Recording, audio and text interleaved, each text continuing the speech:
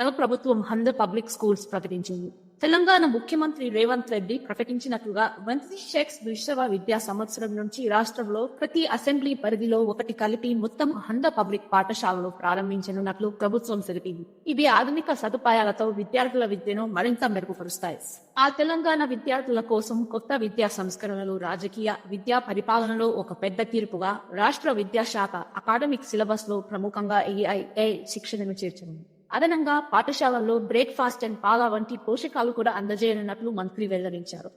భూకంపం మంచిర్యాలలో సంభ్రమం. రాత్రి మంచిర్యాల జిల్లా పరిధిలో స్విఫ్ట్ తీవ్రత గల భూకంపం చోటు చేసుకుంది. ఇది ప్రజలను భయపెట్టింది, కానీ గాయాలు లేక ప్రాణ నష్టం మాత్రం నమోదలేదు. ఇది గత వారంలో నమోదైన 2వ చిన్న భూమికంపనగా పేర్కొనబడింది. రాజకీయ పరిణామం. రాజ్యసభ సూచనలు. తెలంగాణ కాంగ్రెస్ నాయకుడు జగ్గారెడ్డి ఢిల్లీలో వివిధ నాయకులతో సమావేశమైన తర్వాత రాజ్యసభ ఎంపీలు వారిద్దరిని పంపాలి అంటూ అభిప్రాయాన్ని ప్రకటించారు. పార్టీలో ఇది ఒక ప్రధాన రాజకీయ అంశంగా మారింది.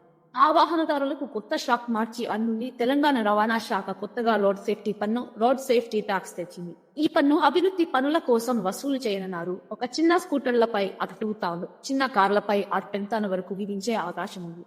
విడుదల స్పోర్ట్స్ తేజస్వి ఘటనలు. మెదక్ యాజమాన్యంగా కొత్త ఐఆర్ఎస్ అధికారుల బదిలీలు జరిగాయి. మొత్తం 10,000 మంది స్థాన మార్పులు కూడా పూర్తయ్యాయి.